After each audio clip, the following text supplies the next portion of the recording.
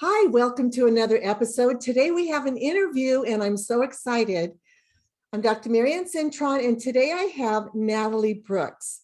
Now, Natalie is one of our dyslexic genius that I like to talk about. She's an adult with dyslexia and she has designed a support group for other adult dyslexic people.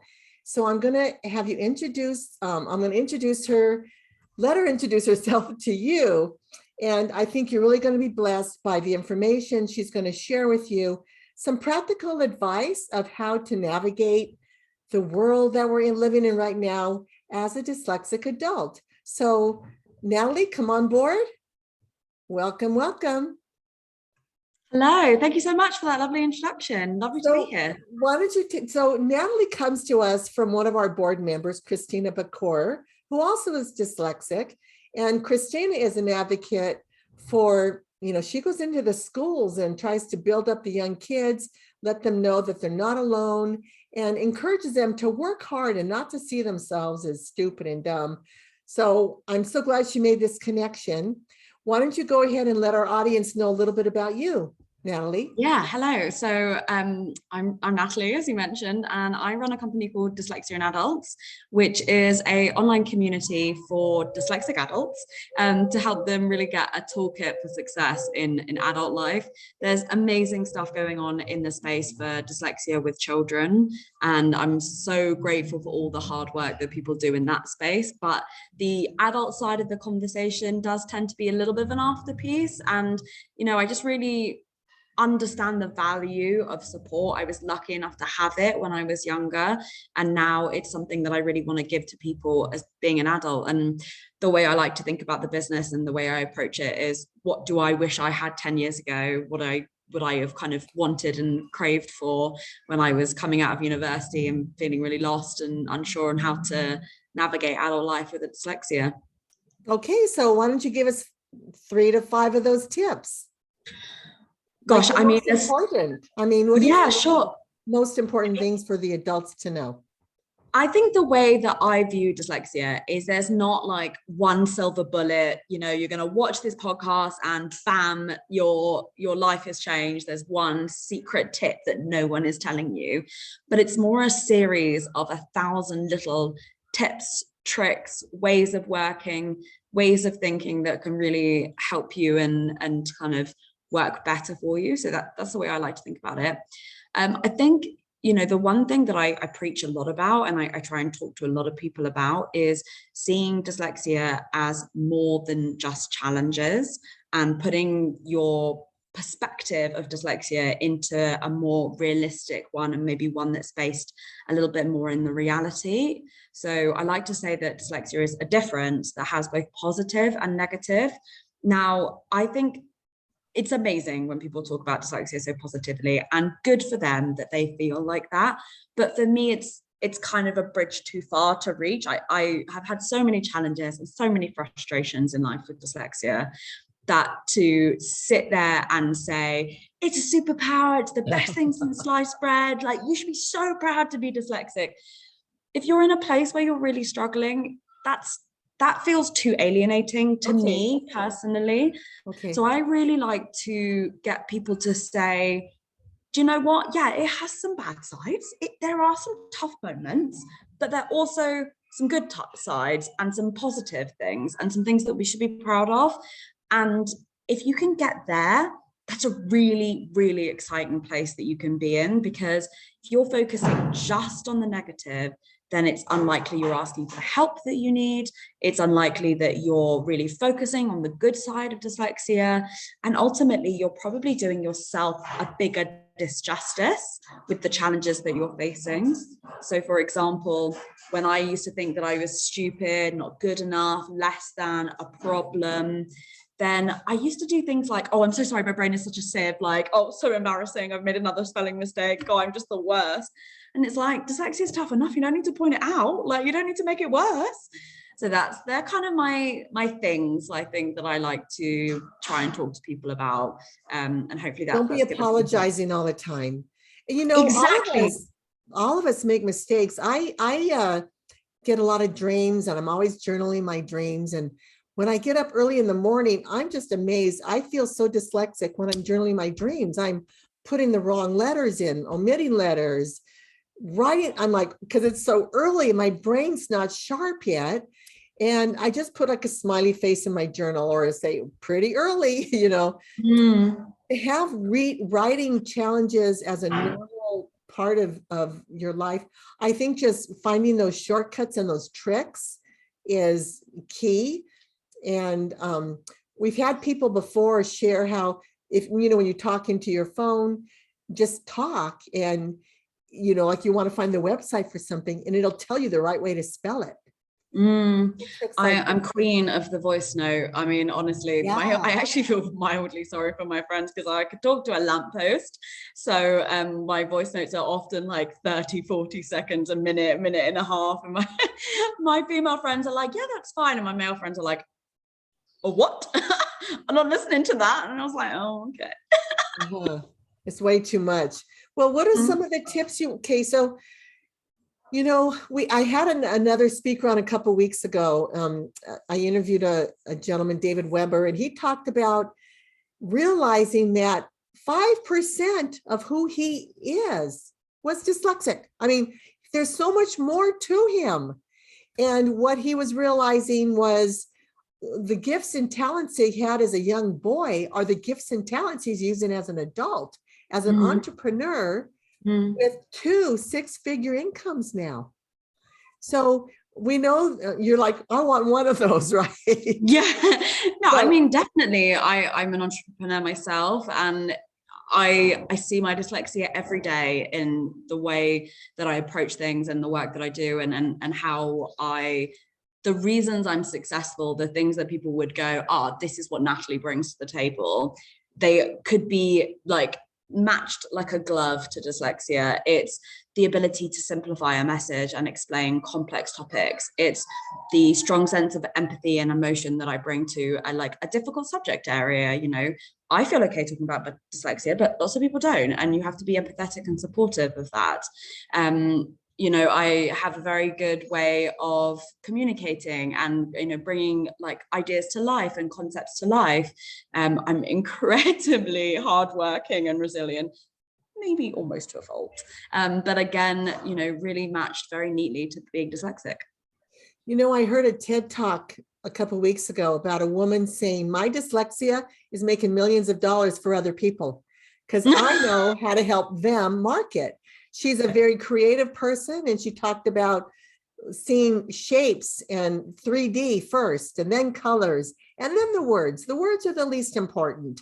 And because nobody reads nowadays, realistically, do they? So, it's not just dyslexic people.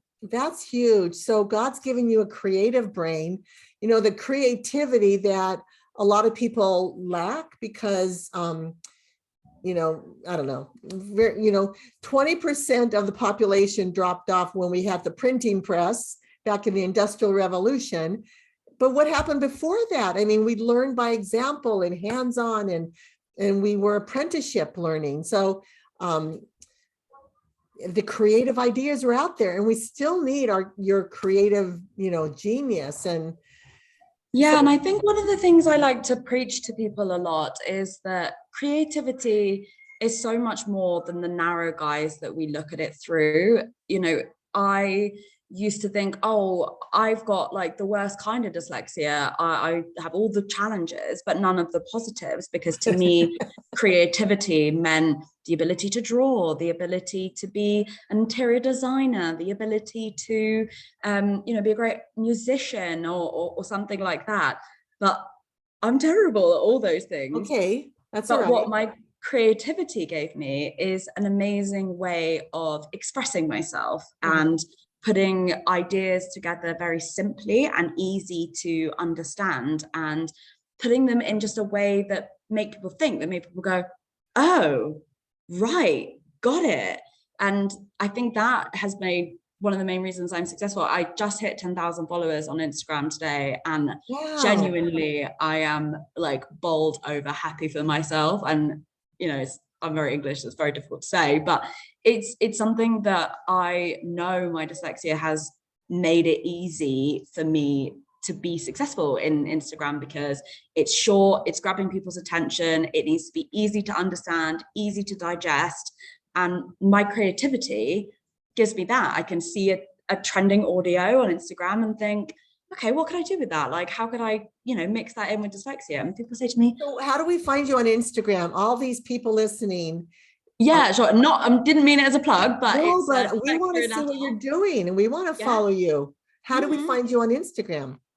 It's Dyslexia in adults, so a easy one to match up. Dyslexia in adults, okay. And that's the kind of example of, to me, what creativity means. If you're watching this and you're thinking, yeah, like, sod creativity, I can't even do a stick man, like, me too. But it's okay. There's more to creativity than just drawing and being able to see images in that way. I think it's important to broaden your horizons of what creativity can mean. If you're a little bit like me and you were going down the corporate route and you're thinking, well, what does creativity give me? Like, that's not very helpful. I'm like about to get fired from my job. Yeah, I'm sorry. That's often, it still wants to ring. Well, that's amazing. I put modules up of how to teach with Ortongillingham multisensory reading approach, and I get excited when my YouTube gets 500 views, and I get excited when YouTube wants to start putting their ads on it, because I'm not at a place to even monetize. So I can imagine when you see 10,000 followers, how exciting that is, because there's a need. You're filling a gap where there's a need and people want to know what to do. And so tell me about growing up in school. Were your parents aware that you had dyslexia and just didn't know how to help you, or were they not aware? Yeah, I to be honest, want to start this conversation by saying I was incredibly lucky and probably had the best case scenario for a dyslexic person. Okay. So apologies to anyone who didn't have that experience. So I was diagnosed at 7 as being dyslexic.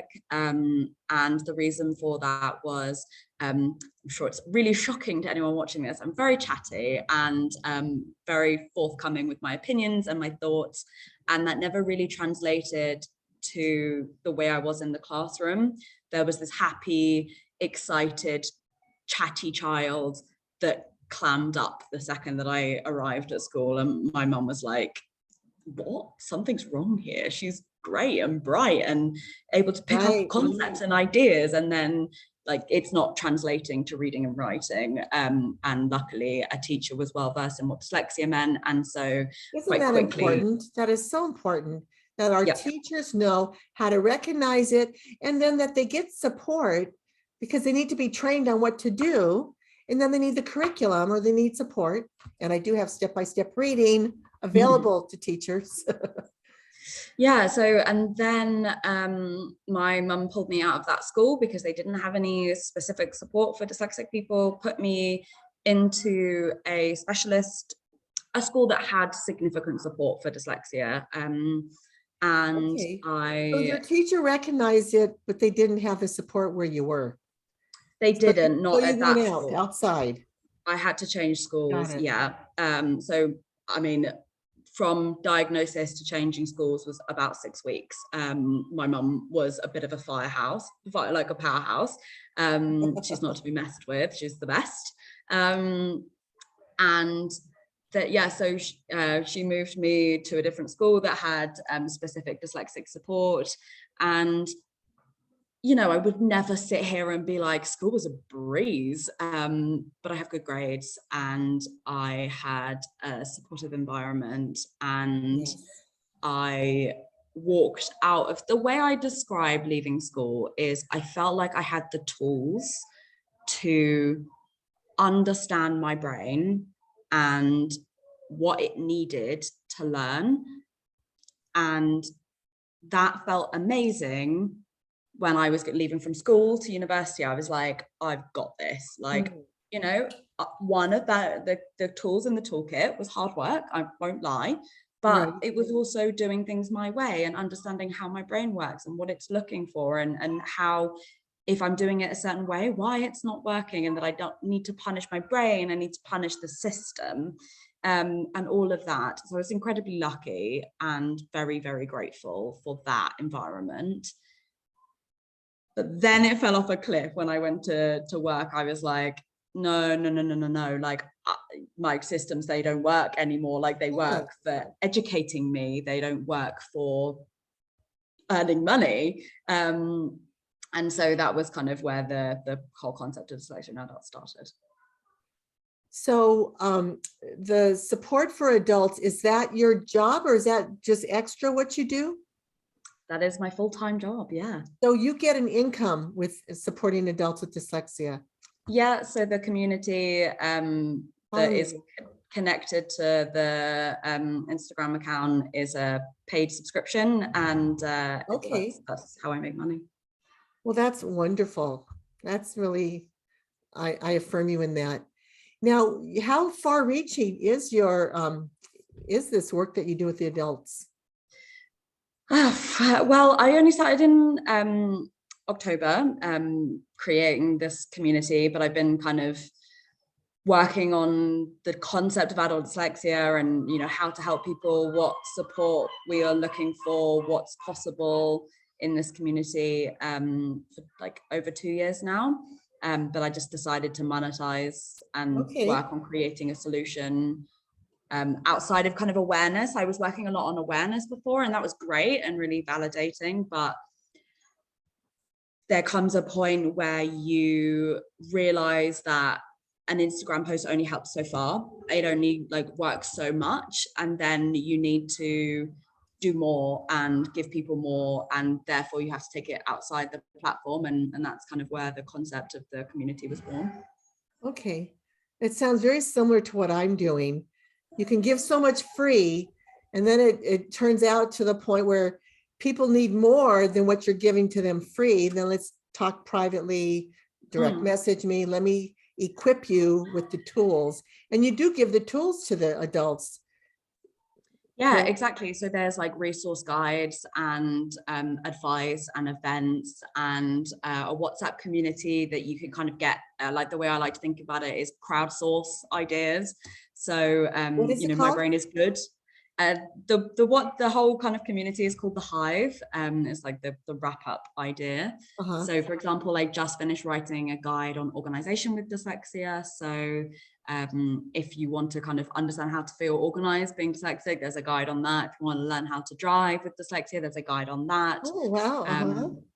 Tonight we have an event being hosted on how to deal with the negative emotions of dyslexia and how to kind of dispel them and work on them. So yeah, there's loads of different elements and different bits and pieces that are covered in the community. And like exactly like you said, you know, there's only so much you can give away for free, and then you really need to kind of help people. And I think also one thing that I'm really passionate about and make the argument for quite strongly is that there is value in paying for something. That's right. I think I have given away amazing free resources, and because they're free, people don't put the work in. I can give you every piece of advice, but you have to implement it. And if you put your credit card down, then there's something in your brain that is like, I need to do something with this. This needs to be implemented. Yes, that's true. Action needs to be taken. So do you think there's actually some power in paying for something? Well, yeah, and you can, and someone shared with me that when you give, when someone gives you something free, you're not released to use it in the same way when you pay for it. You're released to use it. You know, if someone gives you an organization sheet, a cheat sheet, you know, well, you know, you pay $5 for it or $25 for it, you're going to use the heck out of that thing. I paid for this. So exactly. I think there's something really interesting on the psychology of that I could give exactly the same information for free and give exactly the same information for £12.50 a month, and the people who have paid will be the people who will create change. Yeah, much more part of it is, well, everybody wants discounts. They want things just affordable. You know, if you're in a situation where you're on a very tight budget, how can I afford it on my budget? And then there's other people that have so much money. It's like, what do you want me to pay? I'll pay it, you know? So just being sensitive to the people who are having the hardship is, I know, important for both of us. But at the same time, we've put our lives into this and we want the information that we spent time putting together out. So come people, get the help you need. That's wonderful. I thought about, a thought just came and left about somebody the creating of anything. Anyway, never mind. Sorry. We should go ahead and close this. You know, we have some wonderful people who listen to this on podcasts while they're putting their makeup on and getting ready. I know what I was going to share. I've assessed adults for dyslexia because they either need to go back to school and they need accommodations, so they need an assessment. I even had a woman whose school lost her previous assessment. So she knew she was dyslexic, but she didn't have the documents to take to her school. So I assessed for that.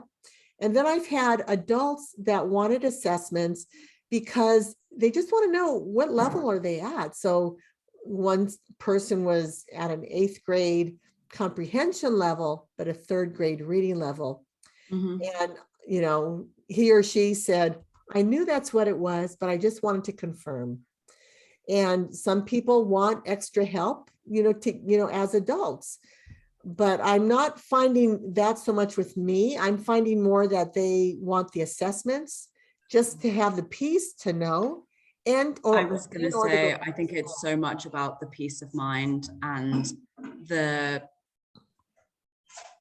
kind of, I don't know how to describe it, like letting go of a narrative in their head that is unsuccessful, like letting go of that concept of I'm stupid, I'm not good enough, I'm less than, is still there when you have the diagnosis, but it's easier to combat when you have it.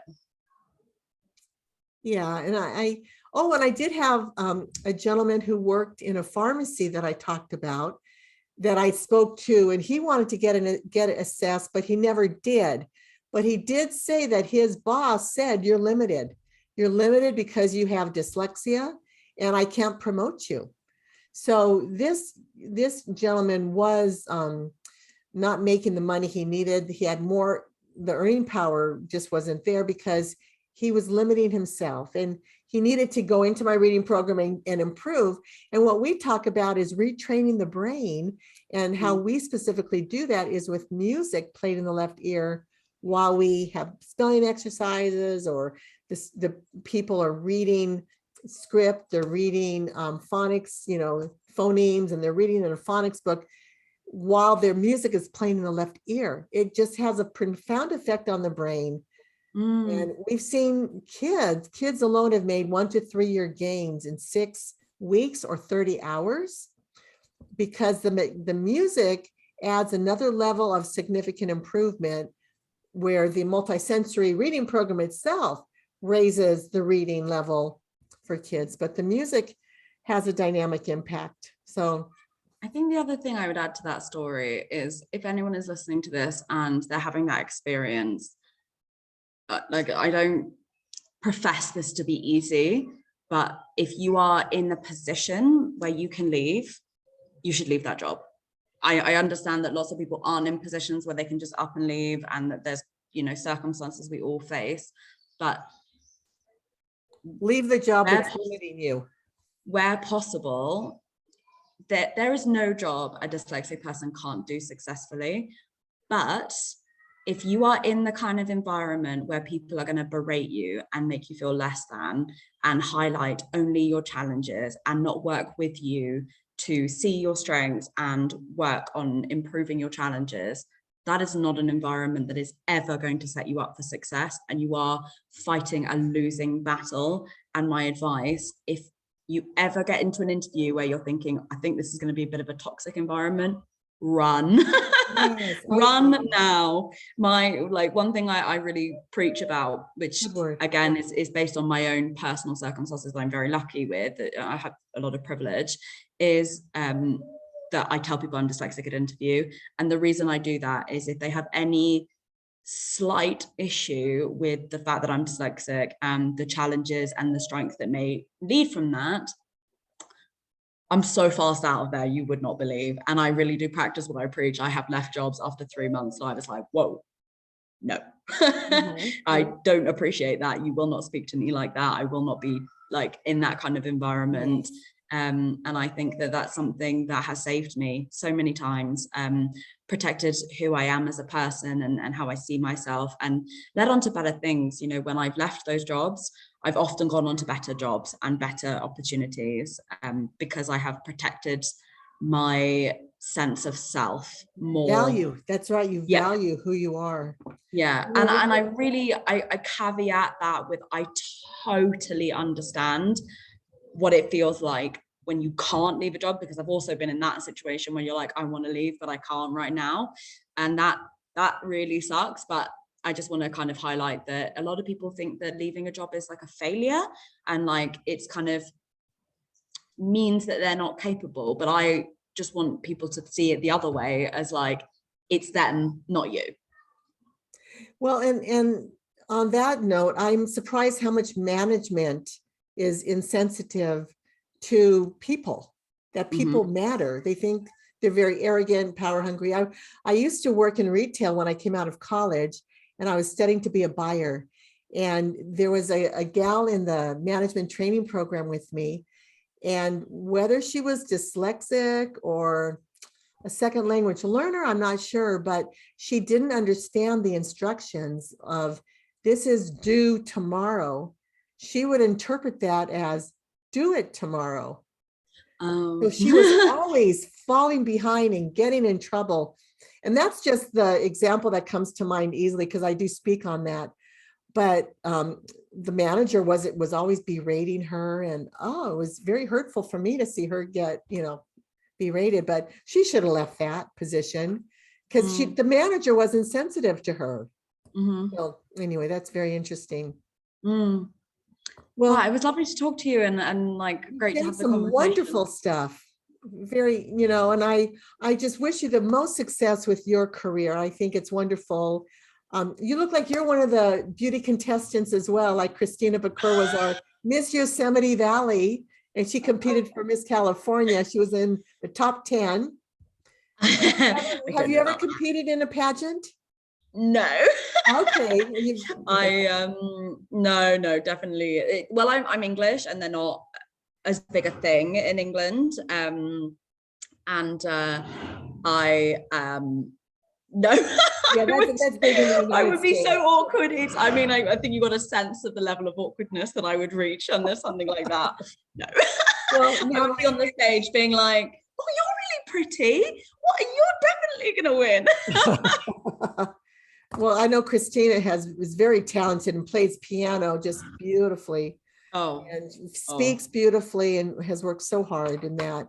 So I want to thank Cristina for introducing us, because she's going to see this YouTube. And Natalie, thank you so much for your time. It's been a pleasure having you on.